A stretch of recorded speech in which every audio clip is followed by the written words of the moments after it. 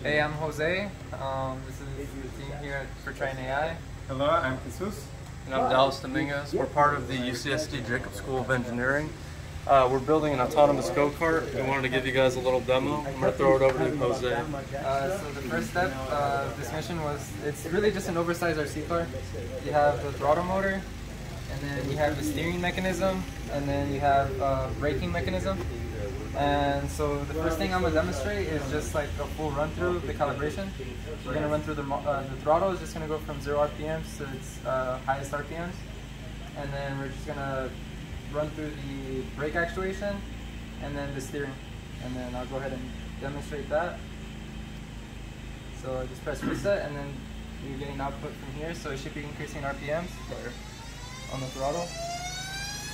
It's going to go up and back down. Over here to the steering.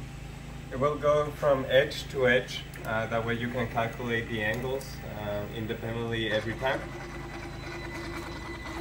And the brake actuation will go to its maximum distance out there, just to check that we can reach our final range.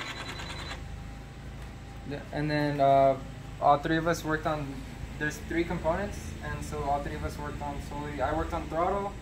I worked mainly on steering. And I work mainly on braking actuation. Yeah, and then we'll just kind of go a little bit in depth on how it works. So like with the steering, it's really just controlling it over PWM.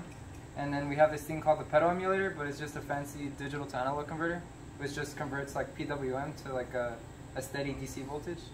And then I'll just set it up. So for the steering itself, you control it by changing the PWM frequency. You have a potentiometer for an encoder to determine what angle we're on. And for safety, we have limit switches at the end. So for braking actuation, there's actually a different protocol that we're communicating over called CAN protocol. We have to make sure that we send the right position messages to this brake actuator, telling it to go to its max position and then releasing it. It's also important to continuously send that message because the system has a clutch in it, which needs to stay engaged. We don't have it here. We have that mapped to a button, so we're going to demonstrate some control systems now. We got it mapped to Bluetooth. So we got a Bluetooth connector that we can use to control the system. So right now, by pressing a button here, I'm going to change the angle of the steering wheel. And I can change it back and forth. And then we can also change the velocity of the motors.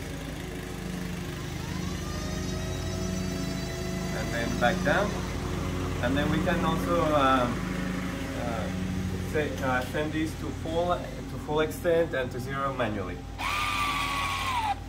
And back down.